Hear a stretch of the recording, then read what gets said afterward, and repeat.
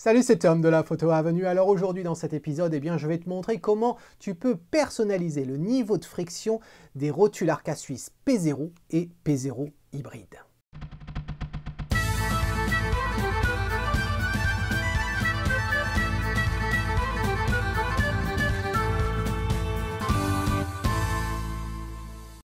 Si tu es abonné à cette chaîne, il ne t'a sûrement pas échappé que je viens tout juste de faire l'acquisition d'une nouvelle rotule de chez Arca Suisse, la P0 hybride que voici. Pendant des années, j'ai utilisé la P0 et là, je viens enfin d'avoir la P0 hybride. J'ai fait une vidéo sur le sujet t'expliquant les raisons derrière ce changement et puis t'expliquer les différences qu'il peut y avoir entre les deux. Si tu n'as pas vu cette vidéo, je t'invite à le faire, le lien s'affiche en haut à droite. Alors, je l'ai reçue ce matin, cette rotule, et puis je me suis aperçu d'une chose, c'est que le niveau de friction n'est vraiment pas le même que celui que l'on a sur la P0.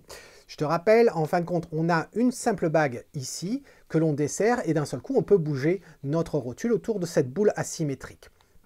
Plus on desserre la bague, en fin de compte, moins on va avoir de friction. Seulement, sur la P0 hybride, on s'aperçoit en fin de compte que la bague de friction, ou de blocage si tu veux, elle ne tourne pas de beaucoup de degrés. Elle est très courte en fin de compte comme mouvement, et même quand on l'ouvre au maximum, c'est quand même, il y a beaucoup de friction. Et donc du coup, je me suis dit, il est temps pour moi de diminuer ce niveau de friction. Donc ce que je vais te montrer, ça va diminuer normalement le niveau de friction de cette rotule, et en même temps, ça va nous changer un petit peu le sens de rotation, non pas le sens, mais le niveau de rotation de cette bague ici. Ce que je vais te montrer, je vais le faire sur la P0 hybride, mais c'est valable également sur la P0, puisque c'est exactement le même principe. Allez, c'est parti. Alors voici les outils dont on va avoir besoin. Un tournevis cruciforme, s'assurer qu'il soit de bonne qualité et que la tête corresponde bien aux vis que l'on va démonter. Voilà, c'est quand même du travail de précision qu'il faut faire, donc faire très attention à ce que l'on va utiliser pour faire cette manip. Ensuite, un feutre. Alors j'ai pris un feutre noir, mais n'importe quelle couleur, et tu vas comprendre dans un instant pourquoi il nous faut ce genre d'équipement. Alors voici notre P0 hybride. La première chose que je vais faire en fin de compte, ça va être de desserrer, tu vois là, et puis de la faire pivoter à 90 degrés. Ainsi, ça va me permettre d'avoir accès à ce qu'il y a dessous. Tu t'aperçois qu'on a 4 vis, et c'est justement ces 4 vis que l'on va retirer. Donc, là, pour la petite info, le tournevis que j'utilise, en fin de compte, est issu de cette boîte de chez iFixit, que j'aime beaucoup. C'est les instruments, en fin de compte, que j'utilise quand je dois démonter, par exemple, des téléphones portables, changer un écran, changer une batterie, ou bien démonter les choses à l'intérieur de mon Mac Pro. C'est du matériel très pratique. Voilà. Donc, on va commencer par dévisser, en fin de compte, les 4 vis, ici.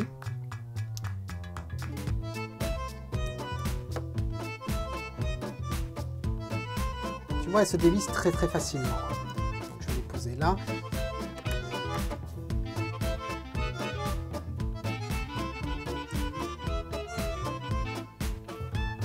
Relativement longues quand même ces vis. Voilà les 4 vis. Une fois que tu as retiré les 4 vis, en fin de compte, on va retirer la partie grise ici. Tu vois, elle retire très simplement. Voici. Et puis c'est intéressant parce que ça, on voit la date, très curieusement, 9-2020. Je t'avouerai que je ne sais pas à quoi ça correspond. Je pense, en fin de compte, que ça correspond à la construction. Voilà, ça voudrait dire que c'est le mois dernier.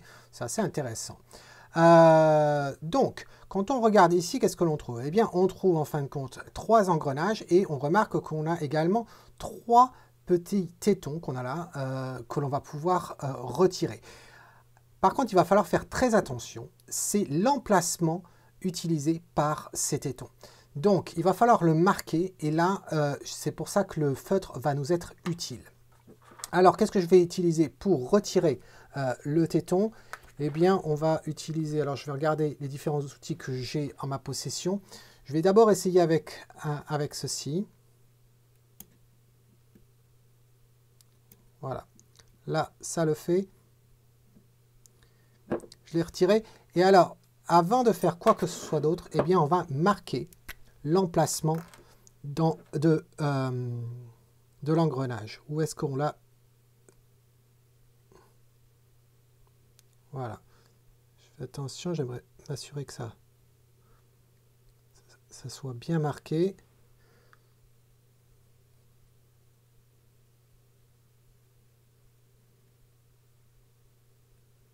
Voilà. Au moins, je saurais que c'est entre ces deux-là qui sont marqués noirs.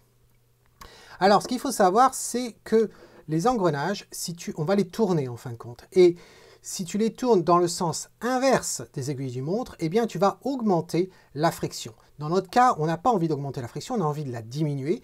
Et donc, on va le tourner dans le sens des aiguilles d'une montre. Et ce que l'on va faire, c'est qu'on va la déplacer d'un cran. Voilà, un cran. Ça devrait, on verra déjà ce que ça donne.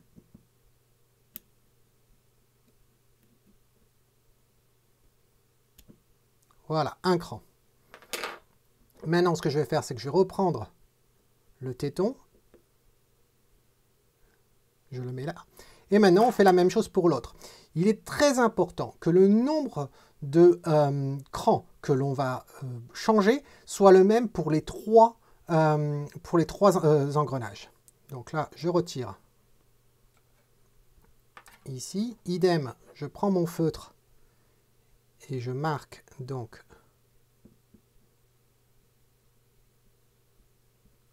l'emplacement. Et je vais donc tourner le cran dans le sens des aiguilles d'une montre.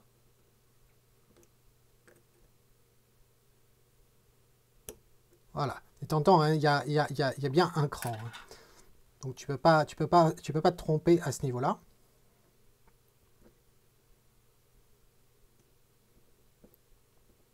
Voilà, si. Maintenant le troisième. Hop. Faire attention à ne pas perdre ceci. On va le marquer. Ensuite, tu te demandes pourquoi je le marque. C'est simplement pour qu'on se rappelle, en fin de compte, de là où on a démarré. Et c'est aussi s'assurer que les trois sont bien au même niveau. Voilà. Si on ne le marquait pas, eh bien, ça risquerait d'être difficile. Donc, voilà. Je remarque que celui-ci, il n'a pas fait de cran comme de bruit quand on l'a bougé. Voilà. Et voilà les trois qui sont posés. Je rappuie ici. Et maintenant, on va remettre tout simplement notre partie grise.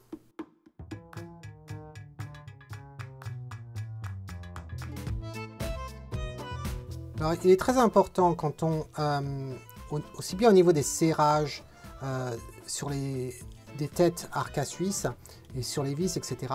Il ne faut surtout pas serrer comme un malade. Voilà, hein. C'est du travail de précision, c'est pas du travail de brute. Tout fonctionne correctement, juste en serrant avec les doigts. Tu vois, tu finis avec les doigts, tout simplement. Ça donne la bonne pression. Voilà qui est fait. Et donc maintenant, eh bien, on va pouvoir vérifier. Je desserre. Et effectivement, comme tu peux voir, la boule a beaucoup moins de friction qu'avant. Elle en a quand même toujours un petit peu. Donc justement, l'avantage de cette boule asymétrique, c'est que on n'a pas beaucoup de friction quand on est en haut de la boule. Mais plus on va sur le bord, eh bien, plus il va y avoir de la friction. C'est une sorte de petite assurance, si tu veux, quand tu as ton appareil de montée dessus. Si jamais tu n'avais pas serré assez la bague, eh bien, au moins, ça ne va pas trop taper violemment et casser ton objectif ou autre. Voilà. Donc c'est une fonctionnalité assez intéressante. Et là, je retrouve en fin de compte une certaine souplesse dans le maniement de la boule. Voilà, ça me convient amplement. Et au niveau donc je m'aperçois que la bague, eh bien effectivement, le degré de rotation de la bague est plus important que ce que j'avais tout à l'heure. Alors comme tu peux voir, la procédure est quand même relativement simple. Il suffit simplement d'être minutieux avec ce que tu fais. Et je pense que ça peut être très utile si tu es propriétaire de la P0 ou même de la P0 hybride comme moi maintenant. Je sais qu'il y a plusieurs personnes qui regardent mes vidéos qui sont propriétaires en fin de compte de la P0. Je pense par exemple à Philaraki, je pense à Alain, je pense à Eric également et aux autres. Et je serais très curieux de savoir, eh bien, si toi, tu possèdes une rotule Arca Suisse, quelle qu'elle soit, que ce soit la Z1 par exemple, ou la D4, ou bien la P0, ou bien même la P1, ou voire même le fameux C1 Cube, ou autre modèle, eh bien, je serais très curieux de t'entendre, de me dire quelle rotule tu as choisi, quel type de photographie tu fais, et comprendre la relation entre les deux, et surtout ce que tu en penses de ton choix d'investissement dans ce type de rotule. Donc dis-moi tout ça dans un commentaire. Et puis j'espère aussi que pour toute personne qui n'utilise pas en fait Arca Suisse pour l'instant, eh bien peut-être que cette vidéo va t'aider à comprendre en fin de compte le principe, le produit que propose cette marque et la qualité du produit que propose cette marque. Et donc si tu aimes la vidéo, si tu as trouvé ça intéressant, n'hésite pas à mettre un pouce vers le haut. Si tu n'aimes pas cette vidéo, que tu n'as pas apprécié, eh bien je suis désolé pour toi, il est peut-être temps d'aller voir ailleurs car je ne peux rien pour toi malheureusement. En attendant, eh bien c'est Tom qui te dit, si tu aimes ce que tu vois, capture-le, quelle que soit la rotule que tu utilises et quel que soit le niveau de friction auquel tu aspires. Cheers!